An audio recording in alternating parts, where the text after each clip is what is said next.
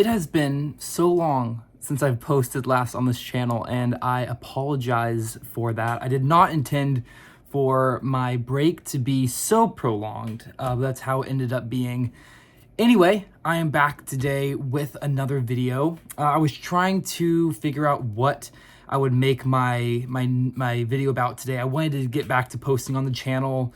I've done a lot of reading since my last video went up, so I didn't necessarily want to make like a wrap-up video of everything that I have read, because it would be a very long-winded video, and I don't necessarily have a whole lot of excellent talking points for all the books that I've read since my last video. So I decided to look over my reading list, sort of my most recent reading list for maybe the last month or so, and try to find a couple books that were the most the books that stood out the most to me to talk about today. And what I landed on is a trilogy, and that is the Plainsong Trilogy, written by Kent Haruf. A little disclaimer here at the beginning: I'm not sure if the trilogy is technically called the Plainsong Trilogy or not. The first book is titled Plainsong, and so I will refer to the whole body of work as the Plainsong Trilogy, and hopefully that is correct. But this is a trilogy. I have the three here. I was not able to find the first book in hardback, which really bummed me out because I have these in the wrong order. That's better. It really bummed me out because I really enjoy having matching sets of books. So I'm still keeping an eye out for a hardback version of the first book to then have three hardbacks to complete the trilogy. But this is the Plainsong Trilogy by Kent Haruf.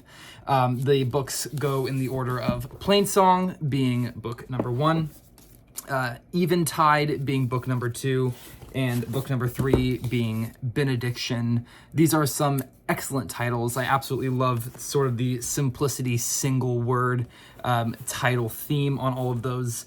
But starting with Plainsong. So this is a book set in a small rural Colorado town called Holt.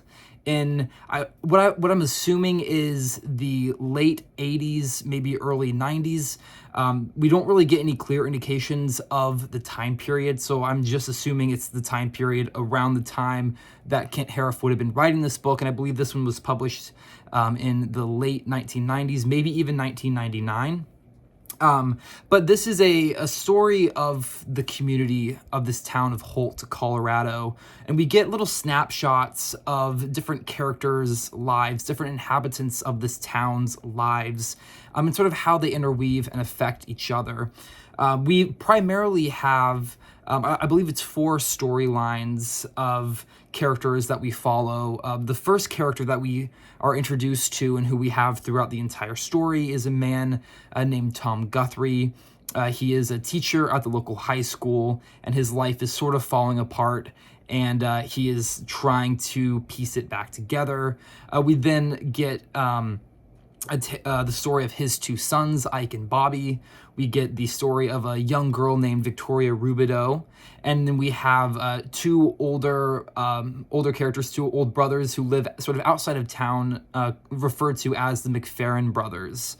And we get different aspects of their lives presented to us and how they interweave, and it's a very human story. And what really captured me about this novel, and the reason I loved it so much, was the simplicity in the writing. I had never read anything other than Our Souls at Night by Kent Haruf, which I really enjoyed. And so I didn't have a whole lot of context for him, but I see now I'm a huge fan of his writing style. It's very simplistic, but it's not simple, if that makes sense. It's very easy to follow. He doesn't use any more than is necessary to convey his story. And in that way, I found him very similar to John Steinbeck, who is my all-time favorite writer. So I just really enjoyed the humanity in his writing. It's very simple. It's very raw. It's not overly flashy, but it does its job, and it's really quite beautiful. And so that's book 1. Eventide, book 2, takes place a little bit in the future, after Plainsong, the story of Plainsong wraps up. And this continues on, focusing primarily on the continued story of the McFerrin brothers and Victoria Rubidoux, the young girl from Plainsong. I'm going to try to keep this video spoiler-free, so I will not say anything more than this book really dives in to the continuation of the story of how Victoria's story interweaves with the McFerrin brothers and sort of what happens there. It's still sort of this overview, general snapshot of the town of Holt. So we get a lot of the sort of small town drama and all the different misfortunes and slip-ups and griefs, but also the joys and the overcomings of small town life. Then Benediction is the final book. This takes place, I believe it's maybe 5-10 years after the events of Eventide. Kent Haruf never gives us any solid dates, or really any detailed timeline. So it's really left up to the reader. There are a couple of references made that help us to make our assumptions on the timeline. And so from what I can tell, this is set about a decade after the events of Eventide. And we're still in the town of Holt, Colorado, but we have really none of the same characters from Plainsong and Eventide. So for me, I still would consider this a trilogy just because we have the same geographical location. It still remains in the town of Holt. However, I really feel like Plainsong and Eventide can be grouped together, and then Benediction could sit on its own. I think you could pick up Benediction and read it without having read Plainsong or Eventide, and it would be just as rewarding of a reading experience. I don't think you would have any questions at all. There's really nothing that isn't just self-encapsulated within Benediction. And this is a story of the process of becoming aware of your own mortality and dying.